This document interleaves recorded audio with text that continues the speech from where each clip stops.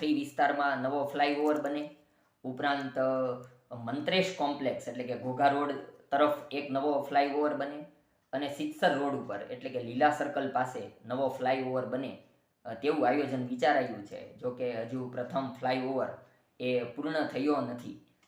એ પરિસ્થિતિ વચ્ચે આ મહાનગરપાલિકાનું આવું આયોજન, ભાવનગર યુનિવર્સિટીમાં આવું બન્યું, ક્રાઇમની ઘટનાઓ આવી બની. રાજકીય દ્રષ્ટિએ 2024નું વધુ એક વર્ષ વીતી ગયું અને 2025ના નવા કેલેન્ડર વર્ષનું આગમન.